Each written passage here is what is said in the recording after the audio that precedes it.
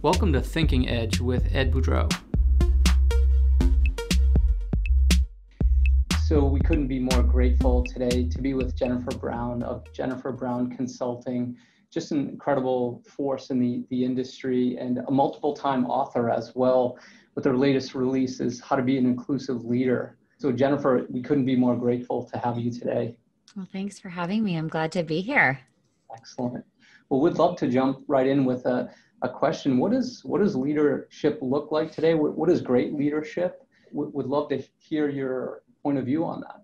Yeah, well, it's changed and changing, right? It's a work in progress. I think that's one of these topics that is and should be evolving, because leadership is only leadership in terms of what followership wants and needs, right? We exist in relationship with each other. And coming through 2020 into 21, learning all the lessons of a very difficult year about what's broken in the way we lead, perhaps. I hope that the listeners listening to this have been sitting with this probably feeling of maybe inadequacy, maybe a lack of competency or confidence, or maybe a self-assurance about what's worked in the past and having that not really work anymore. So I think we're being forced, I think, to accelerate our growth and our skill set development and go into the discomfort, more and more often, as we are realizing that really, the workplace is changing in so many ways. Where work happens, right? Physically, virtually, office, no office, how we perform given all the constraints that we're managing on the personal side, so many of us. So how do we grant people flexibility and the right kinds of support to flourish and thrive? Is going to look different because we're balancing different and more things, I would argue. The stress is taking its toll, of course, on so many of us. So I think that empathy comes to the fore for leaders and colleagues and all of us to say, if I led with this, what would that look like? And again, I mean, not to throw the workplace practices under the bus, but I just don't think empathy has been in the forefront historically. So I'm really personally very happy for the moment to really think about, look, to thrive in our professional selves, we need to feel that sense of psychological safety. And 2020, particularly with the racial justice movement and conversation, has, I hope, been an education for so many of us. Some of us already knew that this was going on, but there are so many of us that don't feel that we're in workplaces built by and for people that look like us. And so we twist and we turn and we morph and we code switch and we assimilate or we hide. But either way, all of those things are compromises to our authenticity, to our full selves.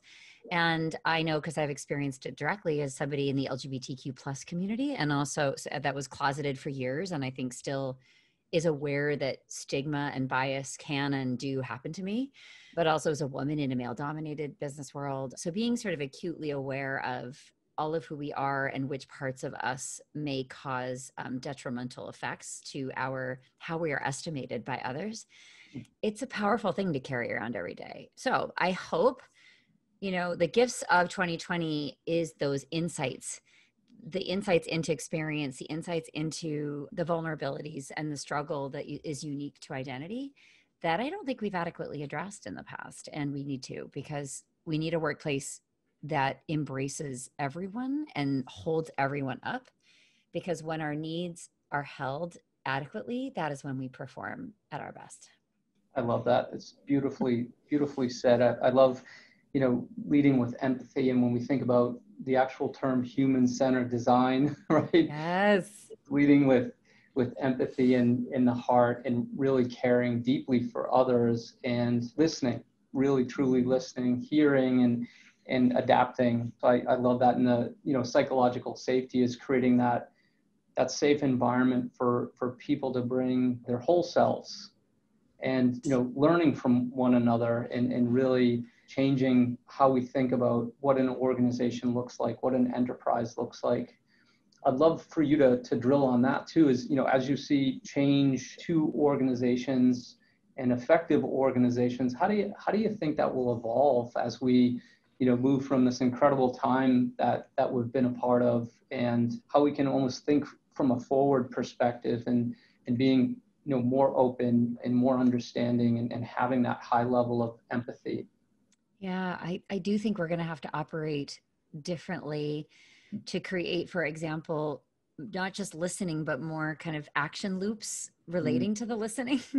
Yeah. The accountability, right? Once I've been told, or once somebody has entrusted me with something very vulnerable, which all of this stuff is very vulnerable to share, because when we do share it, we've been penalized in the past, right? Or we've been ostracized or isolated or assumed not to be serious about our careers when we ask for an accommodation. So, that's the reason, in a nutshell, why we haven't been having an honest conversation about what's really going on for people. I mean, just witness, mental health finally is being discussed and talked about and educated about and resourced, and that's going to be a huge action item. Gosh, if I picked almost nothing else, I would say, acknowledge the other pandemic, right? Which is Right. the crisis of mental health as it's being experienced, and how organizations need to attend to that.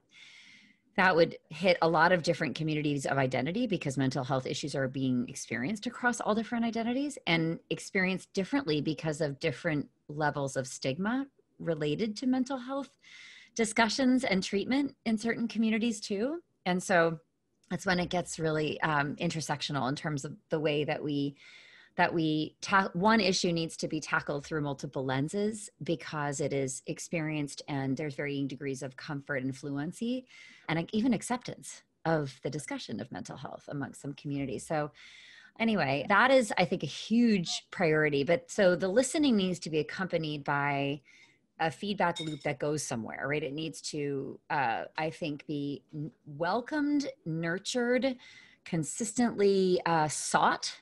So there's a proactive aspect of it versus just, oh, my door's open, you can come through anytime.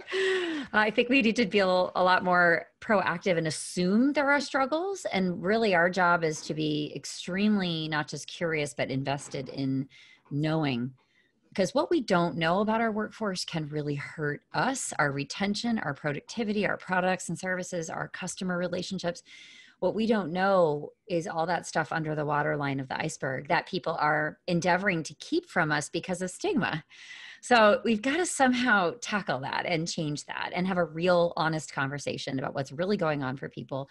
And I think our organizational strategies then need to flow from that and would look very different, because then we'd be having a real, truthful conversation, trying to remove that stigma, although it's hard because those things go deep.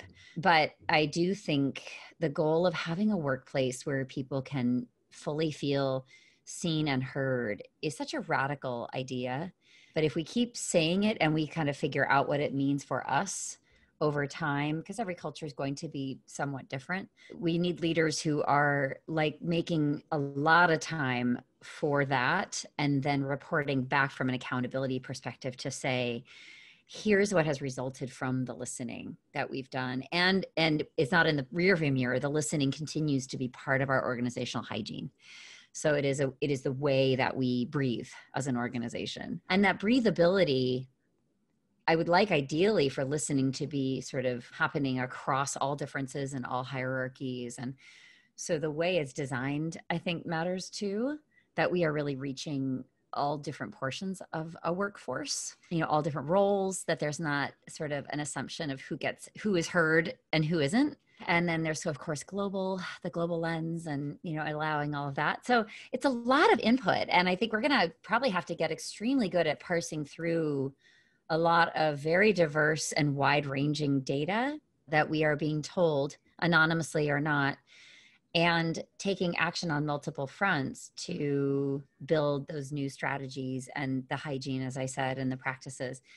But I think there's scarcely an organizational practice that doesn't need to be revisited, because we're so kind of behind and we're long overdue for processes that haven't been redesigned since, they became kind of orthodoxy, right, in the working world. I don't know, do we do interviews differently? Do we handle resumes differently to control for bias? Do we still give performance reviews unconsciously, perhaps modeling performance and ratings and things like that on successful past performers, which, as we all know, if we've studied this, can actually continue to create homogeneous workplaces. So, when you start to look at advancement and promotion practices and criteria for readiness, I mean, all of this is, all I hear in it is, it's like whack-a-mole, like bias, bias, bias, bias, like everywhere.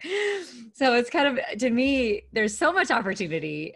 Prioritizing it can be difficult, but the important thing is, I think, pick your low-hanging fruit, follow the practices of change management.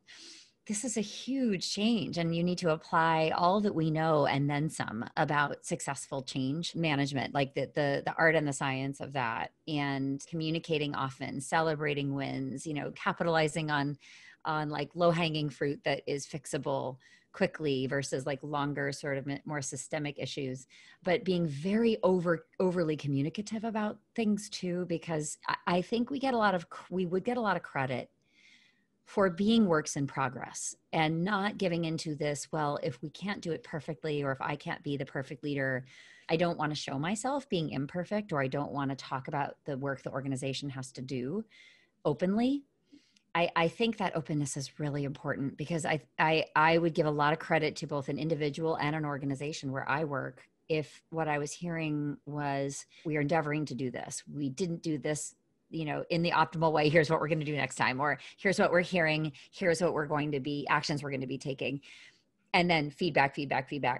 So I think that goes a long way, and that I think we fall into the trap of perfectionism and wanting to kind of be done, if you will, before we go public with the work that's happening. And I think that's a missed opportunity to engage people and let them know that work is being done. And that this is not what happened in 2020 is something that was powerful and is changing the institution, the way we think of ourselves, and that we are sort of like a thread through fabric. We are driving change through all of these things. And here's what you're going to see in progress. Here's what you're going to see evolve. And then I want to also say, sorry for the long answer, but who's at the table with all of this? We one of the sayings in the disabilities community is nothing about us without us. And I love that because we have this bad habit of, grabbing our favorite people, grabbing the most comfortable people that we look like, or look like on paper or literally, or grabbing, the decision makers, quote unquote, and not really having the diversity at the table to shape and craft what we want things to look like, to be more inclusive. And so the who is at the table with all of this work matters so much. So I just would make sure that you carry that lens with you, and almost like a checklist to think through, whose voice am I missing? What are we trying to address where we're making assumptions because nobody in this discussion has that lived experience? If that's happening, then pay attention to that and go back to the drawing board and insist on nothing about us without us, making sure that we're consulting with those who are impacted most to make sure that our intent doesn't exist in a vacuum, and then we're not going to have the impact that we want, because the impact is everything in 2021. Yeah, I love the full kind of end-to-end of that thinking. It all starts with empathy, listening, more importantly, acting, instituting change, and reporting back to see how that change is going. And I love some of the terms that you used around organizational hygiene, but also breathing, right? And room to breathe, and really that room to breathe to understand others, and making sure that you're bringing everyone to the table to make sure that when we're creating change, instituting change, and that change management, that we're hearing all voices. Yeah. That's really beautiful. Yeah, thank you. It's so important. It's but it's a sea change, even just thinking generationally about younger talent. I would really be very, very focused on bringing and making sure emerging talent is at the table as often as possible. They are the most diverse generation, both visible and invisible diversities, more open about those diversities. And I'm not even talking just about millennials, but Generation Z coming up behind them, which is, the oldest of whom are 25 or so. again, very different generation. You know, I remember the days when millennials were the big conversation. I'm thinking, how are we ever going to wrap our heads organizationally around what this generation wants and how they want to be spoken to and retained? And, why would they stay, with an employer, and what's important? And now we have yet another set to learn who prioritizes inclusion, number one, by the way, even more than millennials. Like, it is super duper top of mind, but also as the digital generation has smartphones from the age, their tween years, access to information and expectation that everything is available, transparent, that can happen quickly because they're used to that immediate gratification.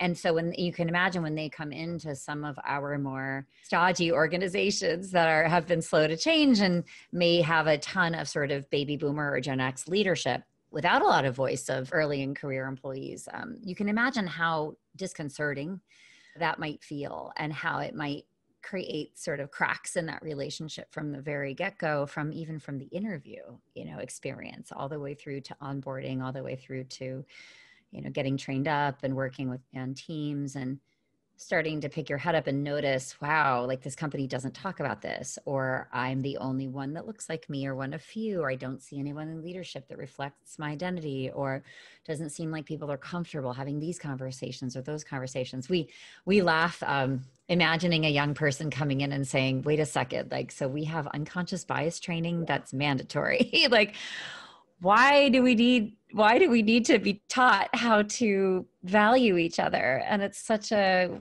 amazing realization to have for some of us in the older generations, that we do need to be taught, because, we were told maybe it was okay to say, I don't see color. Those were generational norms for a lot of us. And exactly the opposite is true now. We need to see difference, and difference wants to be seen and heard. That is a huge shift, I think, in how we operate in companies. And it's going to take a lot of getting used to, a lot of humility on the part of older generations. I mean, it's hard to get used to, I guess, for some of us, that I'm not the one with all the answers, right? I'm not the one with the most, I might have one kind of power, but I don't have other kinds of power. But remember, your younger talent has a ton of power. It's a different kind. To me, it's a power from the knowledge of how organizations will operate in a world where more is being expected of us. We need to show up on social issues. We need to have a voice. We need to challenge things. We need to walk the talk in a more concrete way, not just optics. We need to do more than just PR and drive, true equity practices through the muscle of the organization.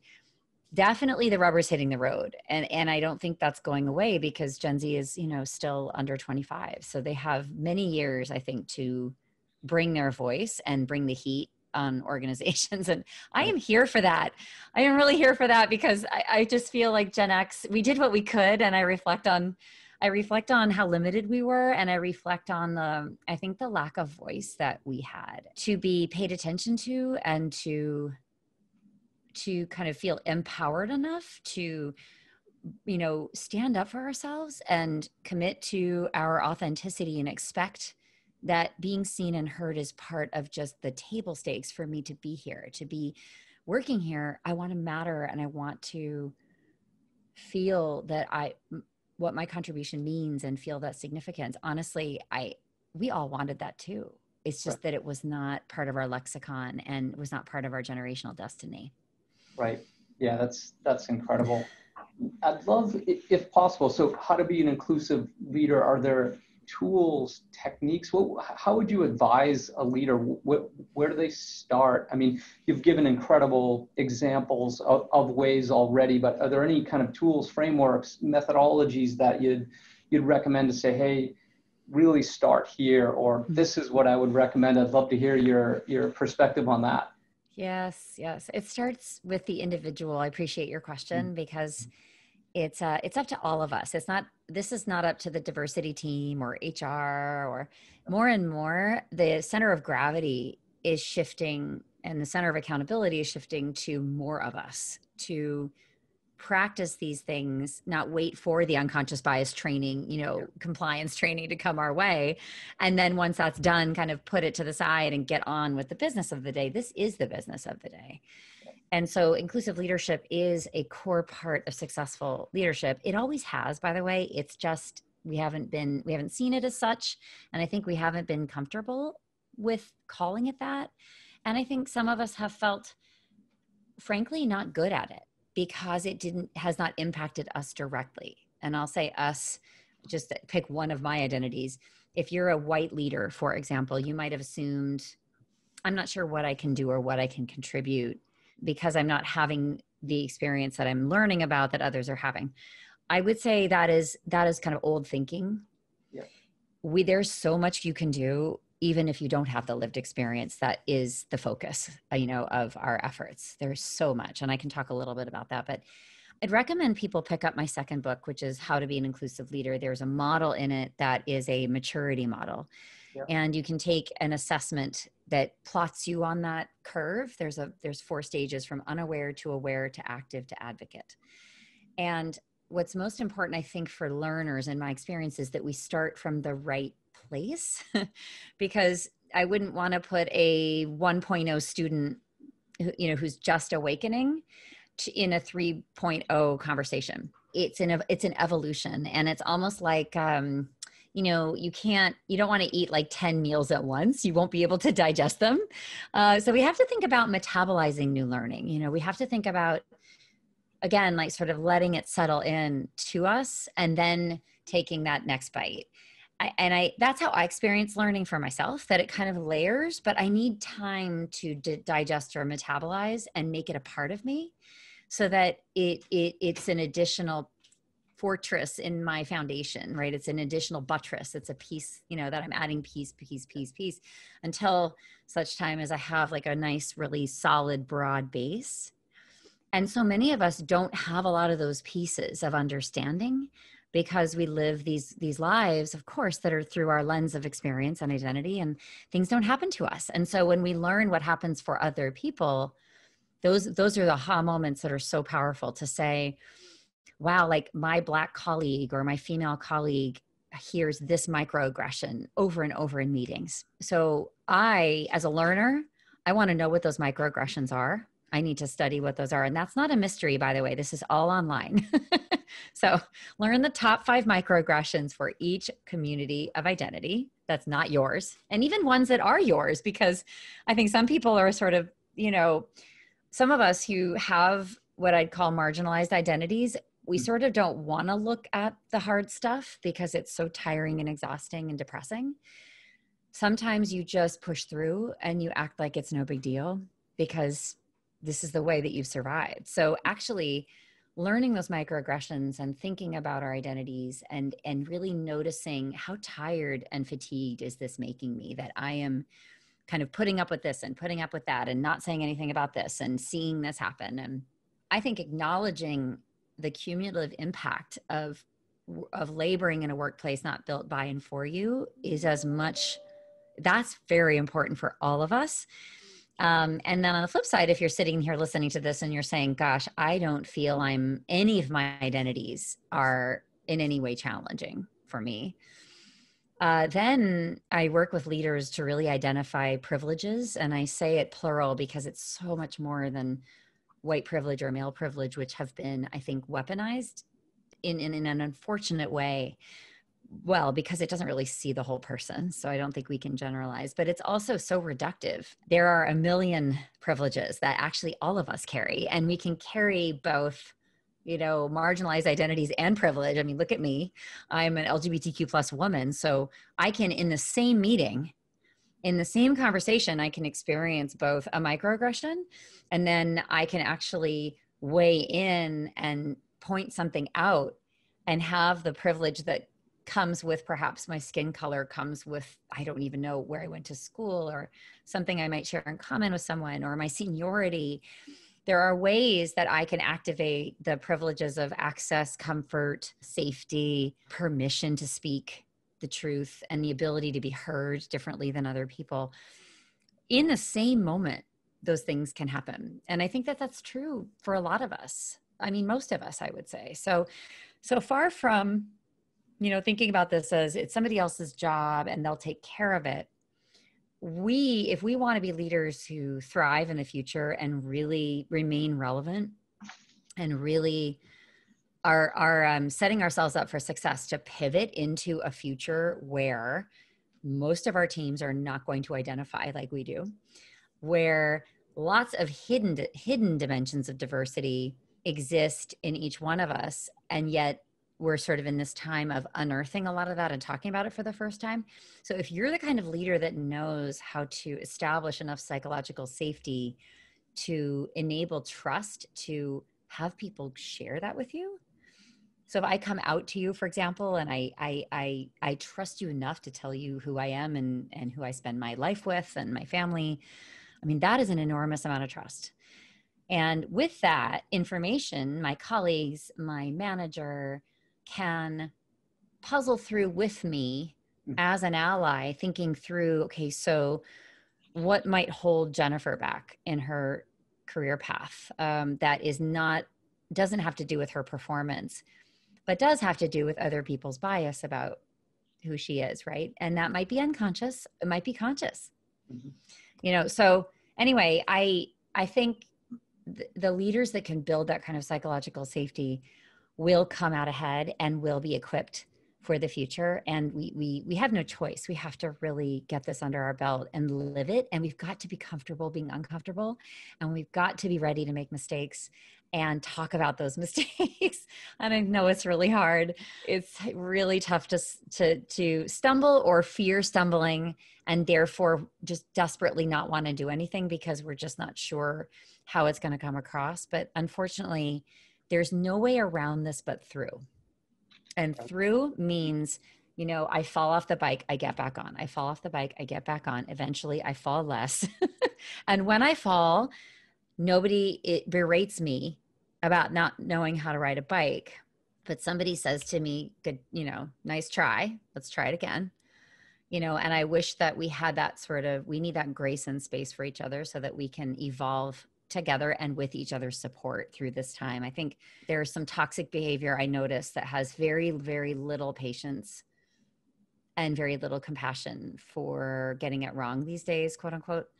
But I just think that we have to be very humble to the fact that we've all been a learner at some point and we all still are learning. And I challenge anyone to, explain to me right now, like all the gender identities and all the right wordings for that and do it in 5 minutes, I mean, very few of us can do it. And I'm in that community and I'm still trying to learn how to share my pronouns and how to broach that topic and be curious about it and create enough psychological safety so people will share them with me. So there's just a lot we need to do. I would recommend reading the book, take the assessment, discover where you are, take the right next step, which is really important so that we can remember, digest, and build. And then don't be afraid of being wrong because you're going to be, and embrace it and talk about it. And people will respect that a lot.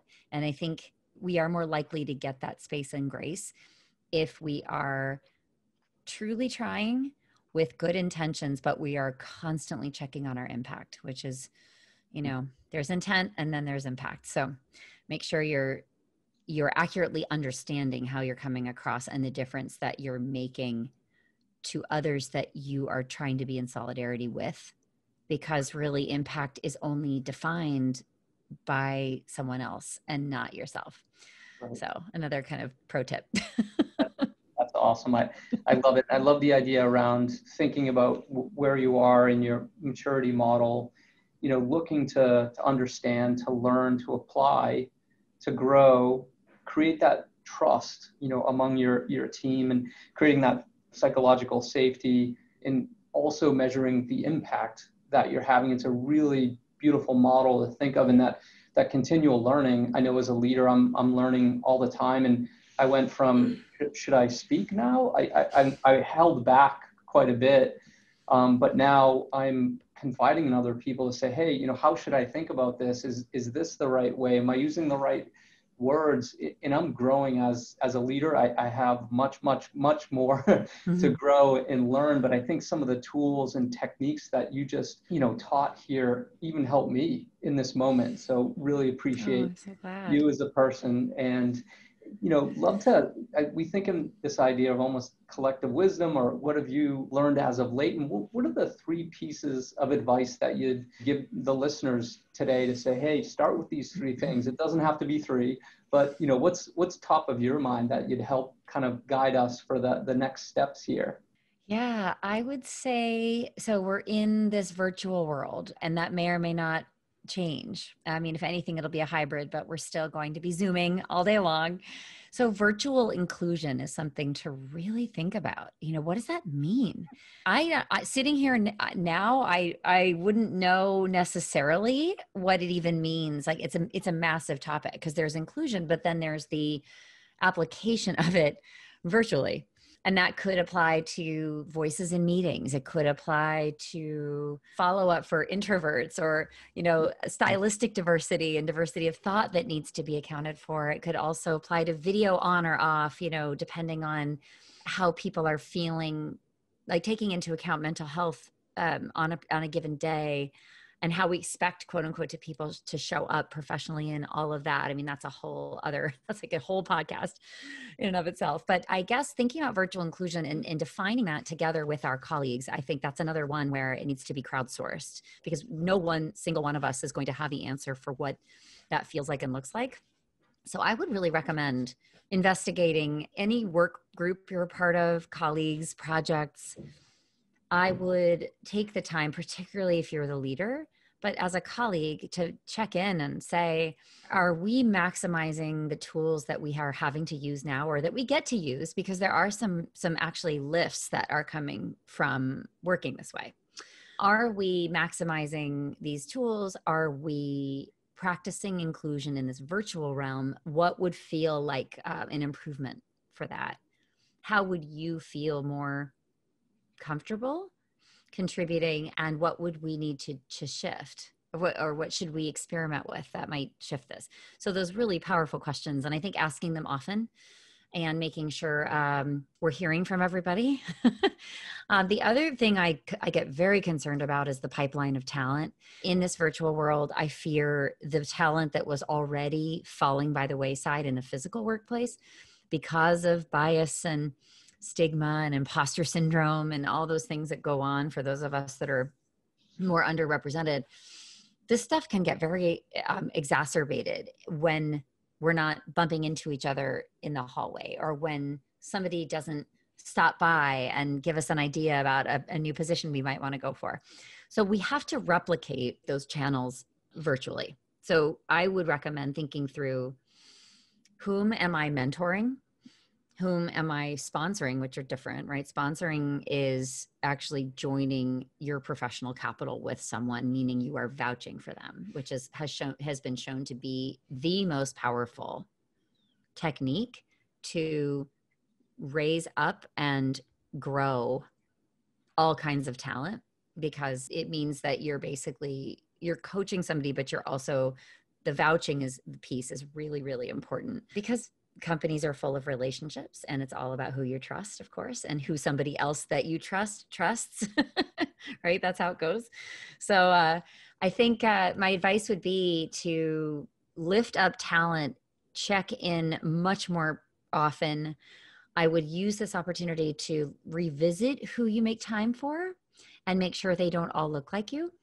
If you are of certain identities, maybe you look at your mentees and say, wow, so many people went to the same school I did, or so many people are in the same functional area, or many people are male as opposed to female, and I'm a male mentor, or it's mostly white, or I don't have any LGBTQ people that I'm spending time with regularly to grow a relationship there. I think this is how we learn how to communicate across difference, to build trust. It's how we learn other people's language. And I don't mean language like Spanish and Chinese. I mean also our sort of psychological language, the language of our identity, how we refer to ourselves, how we define belonging in the workplace. We need, if we're in a vacuum, which so many of us are, and now we really are, we've got to cut through that and create a lot of opportunities to spend time with the intention of saying to ourselves, who's at most risk in our workforce that is super talented and that was already at risk before the pandemic. And all you need to do to realize what's happened over the last year is to look at the numbers for women leaving in just millions from the workplace. Why? Because the appropriate supports haven't been there. And this predates the pandemic, but just was tremendously exacerbated in a tragic way. When all these other supports were kicked out, these women fell. And we fell, we quit, we left, we couldn't deal with it because nobody could.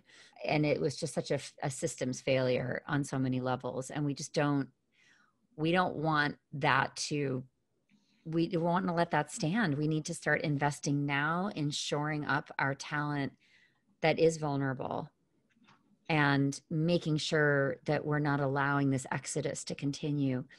So you got to fight for your talent, and you have to do it in a different, more proactive way. I would like to see this take up more of people's time in their calendar, is literally building these kinds of relationships.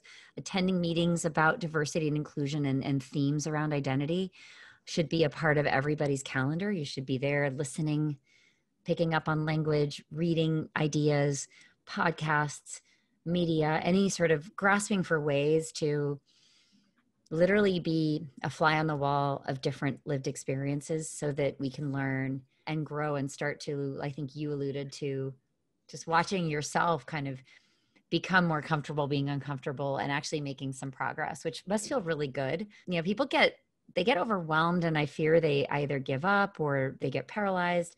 But the important thing is to keep moving. You've got to keep moving through this. As difficult as it might be, you'll have bad days where nothing works and you feel discouraged and you feel embarrassed. And then there's other days when you'll say, oh my goodness, I'm so proud that I just did that. And I've really grown from that. That was an amazing conversation. And I had an aha moment. Those are really important moments for all of us, just not as humans, I mean, leaders, but as humans. I mean, those are things we never forget. So we're going to have to create things that happened organically in the previous world. We're going to have to create them now.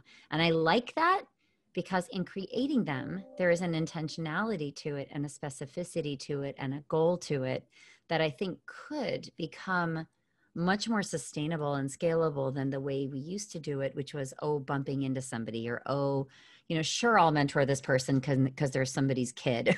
Like, it just was so, it to me smacks of kind of that old way that we used to, the sort of patronage system of the workplace and how it used to operate, not as a meritocracy in the least, but it was really about, who we knew and, who went to the same school or whose families we hang out with, after work, or what neighborhoods we live. I mean, so this is an opportunity to, I think, create a real meritocracy that's more inclusive. And I think we should use our tools to make that happen. And we need to, because otherwise we're going to be in a world of hurt for years if we continue to lose talent in the way that we had last year. Right. What a great way to end the podcast. So virtual inclusion, lifting talent up, checking in, having high impact, and creating breakthroughs that will really change the way we are today. So couldn't be more grateful, Jennifer, for your time today. I've learned an incredible amount. Our listeners are going to learn an incredible amount. Thank you for who you are and what you do. Oh, thank you so much. I always love our conversations. I appreciate it so much. Thank you. Take care.